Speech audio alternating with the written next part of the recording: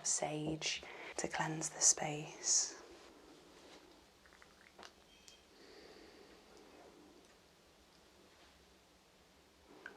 It's quite nice to use the sage on the back because we're working down the energy channels.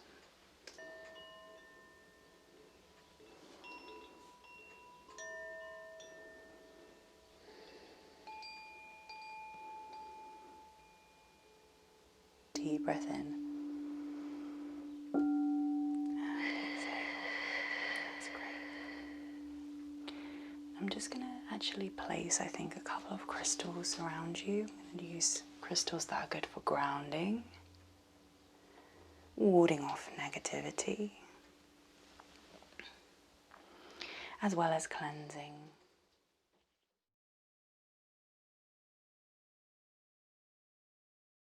So, we are going to be doing in this treatment a bit of relaxation, meditation.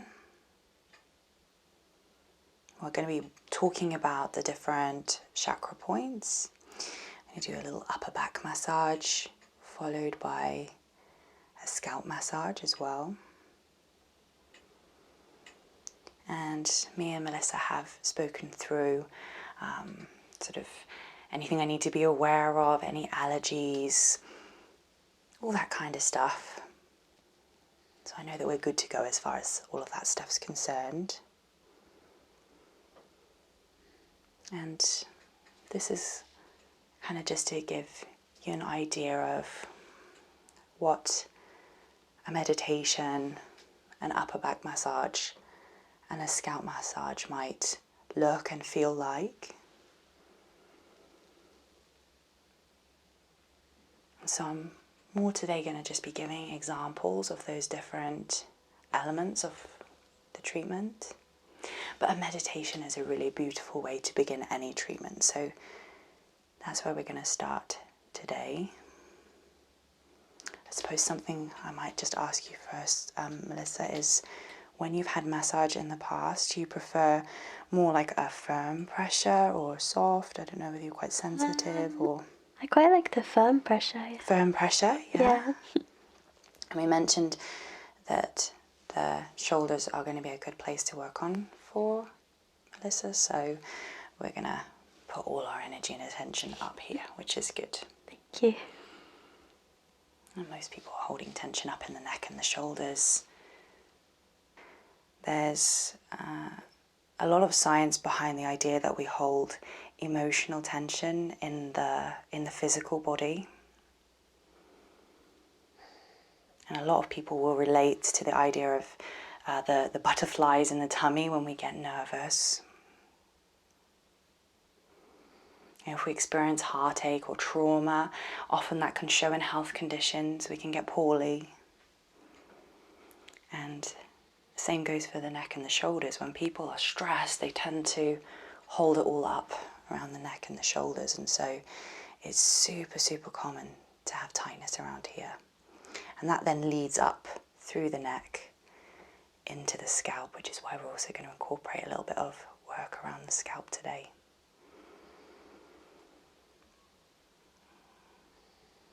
Now, as always, I'm going to begin the treatment by just cleansing the aura, cleansing the space.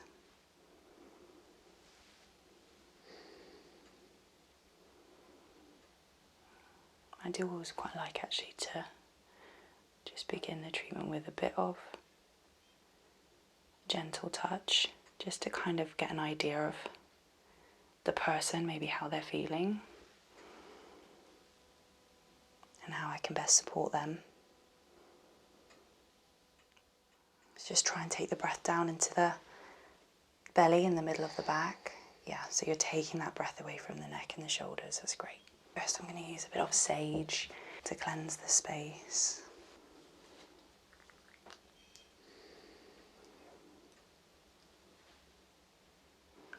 It's quite nice to use the sage on the back because we're working down the energy channels.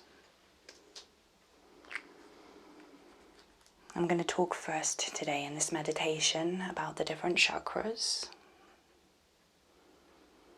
And as I do that, I'm going to incorporate this lovely upper back massage. let's continue to cleanse the space with sound now. Just helping you to step away from the chaos of the mind. Come back into your body.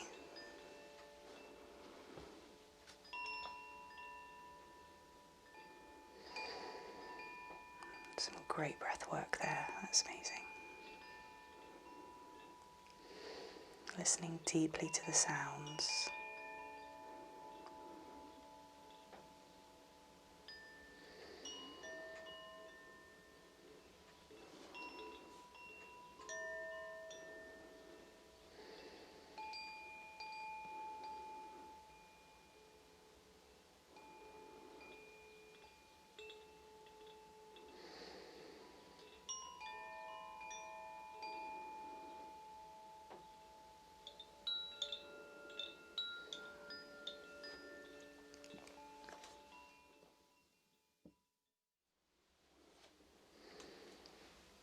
Take a deep breath in and exhale. Good. And again, deep breath in and exhale. Good. Just one more of those. Deep breath in and exhale. That's great. I'm just going to actually place, I think, a couple of crystals around you. I'm going to use crystals that are good for grounding, warding off negativity, as well as cleansing and improving sleep and reducing anxiety. Okay, good. I like to use a grapeseed oil when doing treatments. The reason being is that it's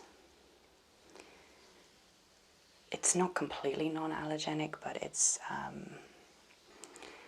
very unlikely that we're going to get a client in that has an allergy to the grapeseed oil. It's not impossible, and there are, of course, alternatives, but this is the oil I have to hand for this treatment, or for most of my treatments, unless there are any allergies.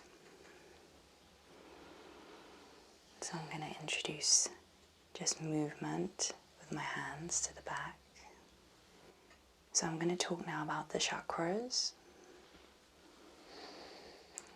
As I mentioned earlier, there is a lot of science behind the idea that we hold emotions in the physical body. Stress being held in the shoulders, worry and nerves being held in the tummy.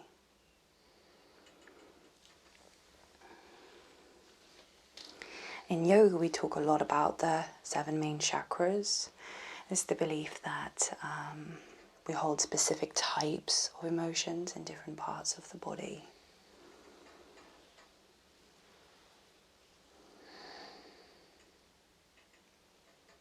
And even if you're not somebody that particularly believes in the whole idea of chakras, it's just a really beautiful mindfulness practice to do. And it helps you to reflect on perhaps where you struggle more in life with your emotions, and where the emotions and energies are more free-flowing. And so at the base of the spine, we have our root chakra.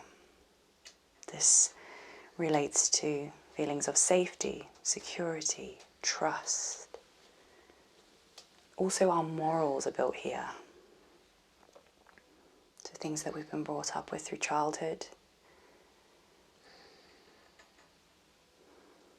Limiting or empowering beliefs are held right here in the root chakra, right at the base.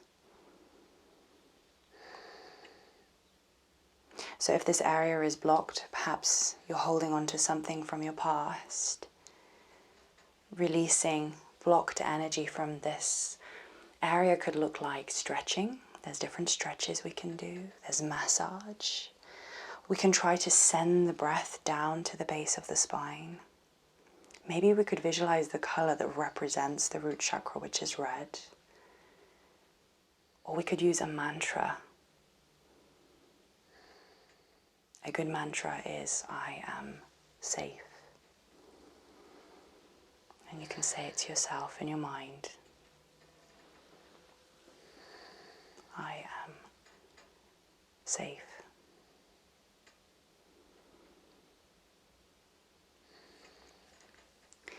And then we have the sacral chakra, which is lower abdomen, pelvis, self-worth, emotional intelligence,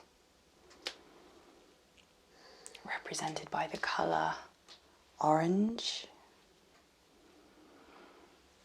A good mantra here is, I am enough.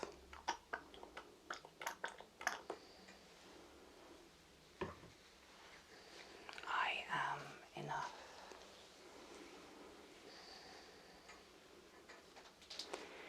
And then we move up to this tummy area where I've been trying to get Melissa to breathe into, which she's doing so beautifully. Our solar plexus. Confidence. Intellect. Creativity. Represented by the color yellow.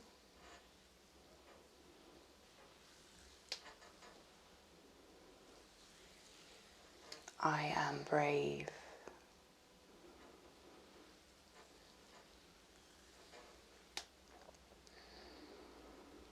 Moving up to the heart, we experience joy, love, relationships not just with partners, but with our friends, with our family, with ourselves, with the life that we lead.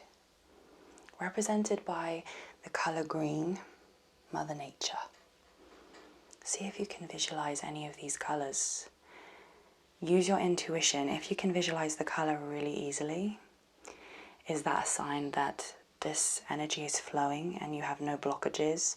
Or is it a sign that maybe this is something you want to work on? This is an element that you want to try to release tension and trauma from.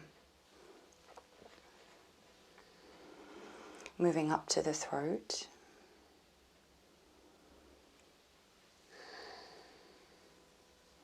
The color blue. Communication. Are you able to say the things you want to say? Are you able to be truthful with yourself and with others?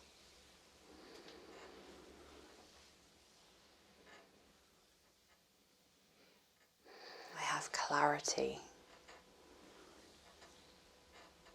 And the third eye, just between eyebrows. Intuition. We all actually have a really strong and powerful skill, our intuition, that gut feeling, but do we all listen to it? There'll be situations that you would have known deep down weren't the right choice for you in the past. Maybe you said yes to those things. You knew deep down it wasn't right for you, and then it gets to that time and you say to yourself, I knew I shouldn't have said yes to that, because your intuition is speaking out to you. The more we listen to that gut feeling, the stronger it becomes. And they all link together, yeah? So if we can release trauma and tension from what we've been brought up with, from traumas from our past, we then have more self-worth. When we have more self-worth, our confidence grows. We can then experience good relationships and joy. We have the confidence to speak truly and clearly. And then this all affects our intuition. And when we live in tune with our intuition, then the possibilities are endless. You start living in line with your core values and who you authentically are as a person. Then we finally have the crown chakra at the top of the head. In the modern world, this links up to a deep sense of understanding and perspective. It comes into its own when all of these other chakras are flowing and free.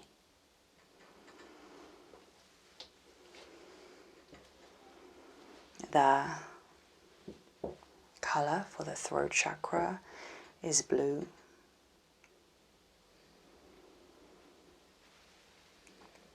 The third eye is purple. And the crown is now more like a neutral color, or maybe a sense of lightness and brightness.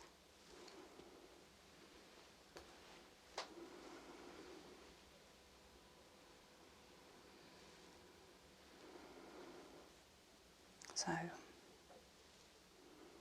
as you breathe, visualize the breath now traveling all the way up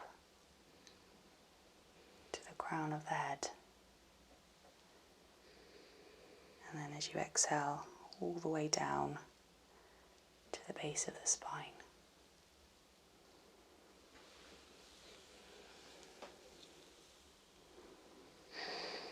It's such a beautiful practice to try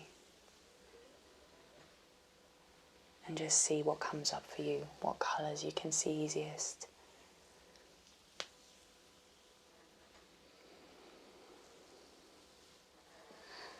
What mantras align best with you.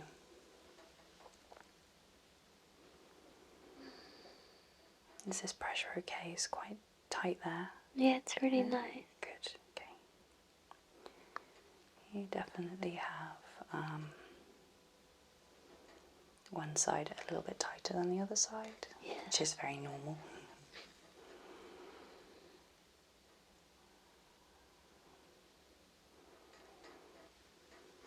You know, often if you do massage therapy, a lot of times you'll get somebody who comes in with really tight muscles, and your instinct is to want to help and to break down that tension that that person is feeling. However, too much pressure can be detrimental to helping the client relax. We don't want to try and push into the muscles if the muscles are then pushing back into us.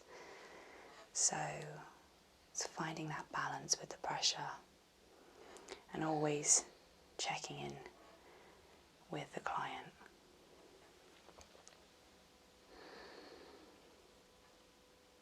A massage would always be recommended as a repeat booking. You know, it's difficult, isn't it? Because we don't all have the ability to be able to have regular treatments. Trust me, I would love to be going for a massage like once a week. But whenever you can, it's so beneficial.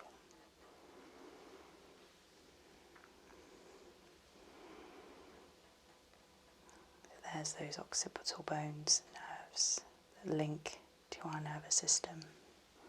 I'm going to start working a little bit into the scalp now.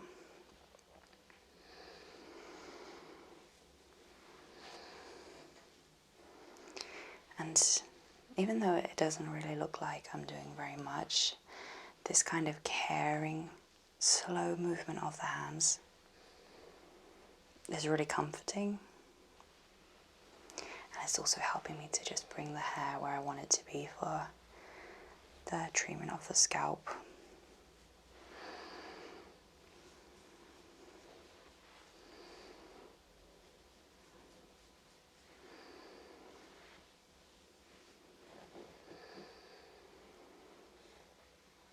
And we don't realize, you know, if we have long hair, how heavy the hair is. So just lifting up, maybe gently pulling just to apply a little bit of pressure can feel really good.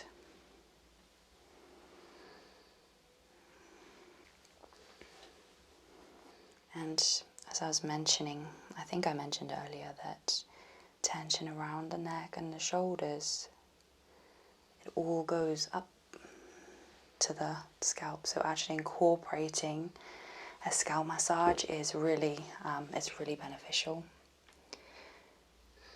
I think when people book a treatment, especially if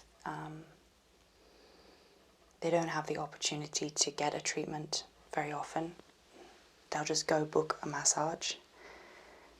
But actually, alternative therapies joined on to massage can be a really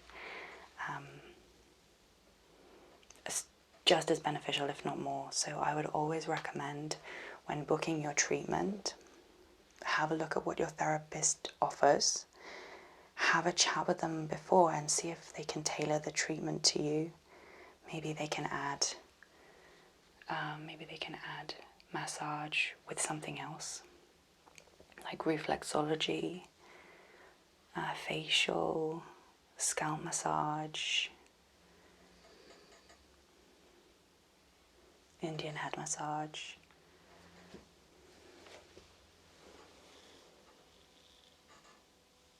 It can also give you a really good idea of what you really enjoy, so that when you get the opportunity to book a treatment again, you kind of have a better idea of other things you might enjoy and you might like.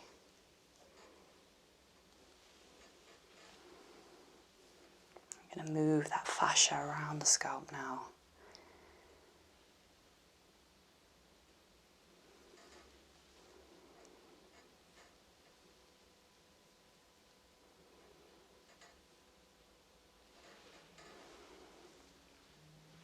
And then we're just going to come calm.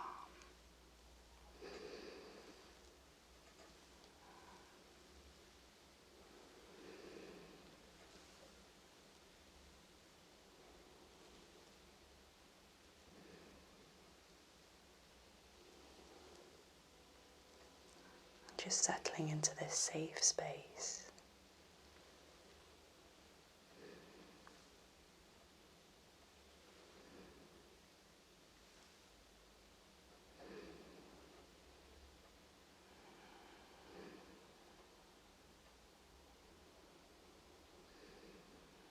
That's really good.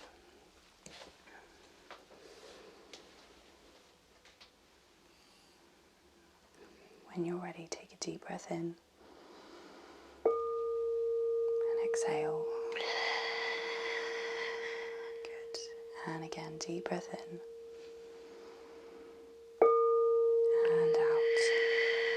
Okay. One more time, deep breath in and out. Just continue to breathe normally.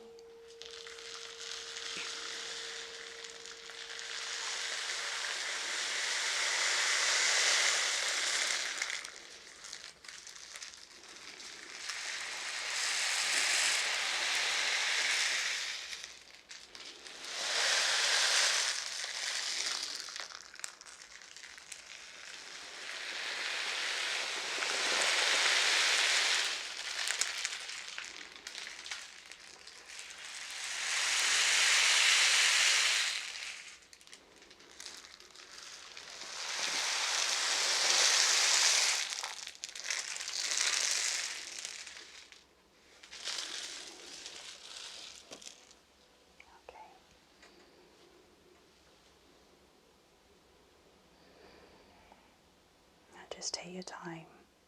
What I'm going to do now is I'm going to leave the room, just give you an opportunity to just take a few more breaths. And there's absolutely no rush. You can bring yourself up and get yourself